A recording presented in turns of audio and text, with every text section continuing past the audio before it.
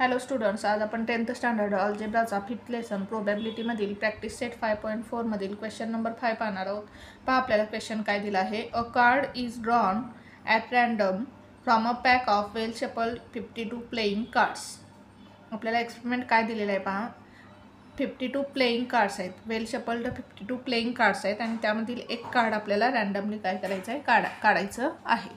पहा सॉल्व करू आपण एक्झाम्पल. प्रथम एक्सपेरिमेंट लिहून घ्यायचा. अ card is drawn at random from a pack of well shuffled 52 playing cards. आता टोटल किती कार्ड्स आहेत? 52 प्लेइंग कार्ड्स आहेत, म्हणजे आपलं नंबर ऑफ सॅम्पल पॉईंट्स किती येणार आहे? 52 येणार आहे. लिहून घेऊ आपण. There are total 52 playing cards. Therefore n of S म्हणजे सॅम्पल पॉईंट्स किती असणार आहे आपला? 52 असणार आहे. 52 प्लेइंग कार्ड्स आहेत म्हणजेच आपले सॅम्पल पॉईंट्स काय येणार आहे? 52 येणार आहे. आता आपल्याला इव्हेंट ए काय दिलेला आहे पहा. Let A be the event that the card drawn is an S.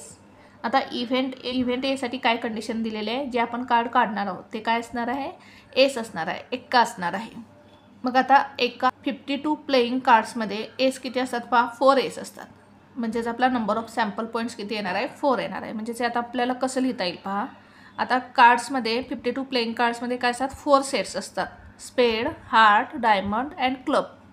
आणि प्रत्येक सेटमध्ये काय असतो? एक एस असतो. मग 4 सेट्स असतात म्हणजे काय असणार आहेत? 4 एस असणार आहेत. 4 सेट्समध्ये 4 एस असणार आहेत. म्हणजेच आपले नंबर ऑफ सॅम्पल पॉईंट काय येते? 4 येणार आहे. पहा आपण लिहू. There are 4 sets spade, heart,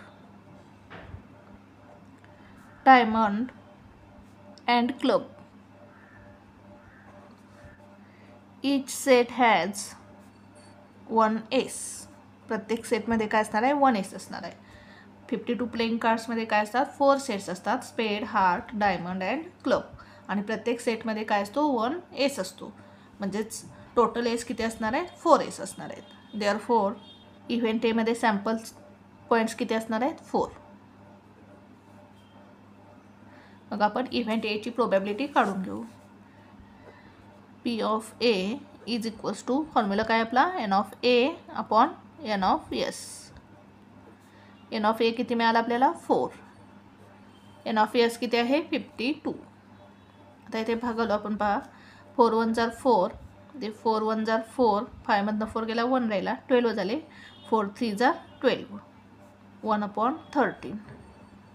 म्हणजेच आपल्याला इव्हेंट एची प्रोबॅबिलिटी काय मिळाली? 1/13.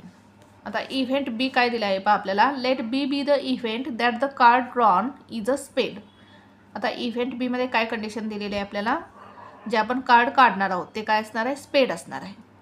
आता 52 प्लेइंग कार्ड्समध्ये काय असतात? 4 सेट्स असतात. स्पेड, हार्ट, डायमंड अँड क्लब.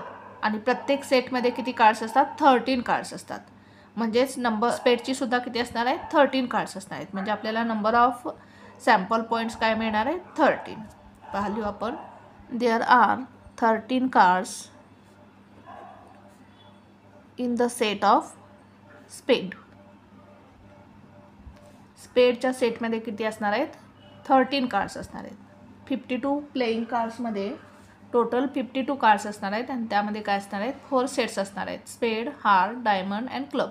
आणि प्रत्येक सेटमध्ये काय असणार आहेत? 13 कार्ड्स असणार आहेत. मग स्पेडमध्ये किती कार्ड्स असणार आहेत? 13 कार्ड्स असणार आहेत. हार्टमध्ये 13 कार्ड्स असणार आहेत. डायमंडमध्ये 13 कार्ड्स असणार आहेत. क्लबमध्ये 13 कार्ड्स असणार आहेत.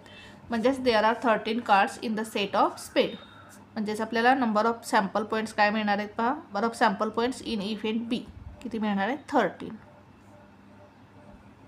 मग आता आपण इव्हेंट बीची प्रोबॅबिलिटी काढून घेऊ. P of B is equals to formula काय आहे? N of B upon n of S is equals to. N of B किती मिळाला आपल्याला? 13. एन ऑफ एस किती मिळालेला आहे पहा आपल्याला? टोटल कार्ड्स किती आहेत? 52. 13 1 जार 13, 13 4 जार 52, 1/4. म्हणजेच इव्हेंट बीची प्रोबॅबिलिटी काय मिळाली आपल्याला? 1/4. सर लिहू आपण खाली. Probability of event A is equals to 1/13 and probability of event B is equals to 1/4. अशा प्रकारे हे एक्झाम्पल सॉल्व करायचं होतं. पहा पुन्हा एकदा आपण एक्झाम्पल कसं सॉल्व केलं.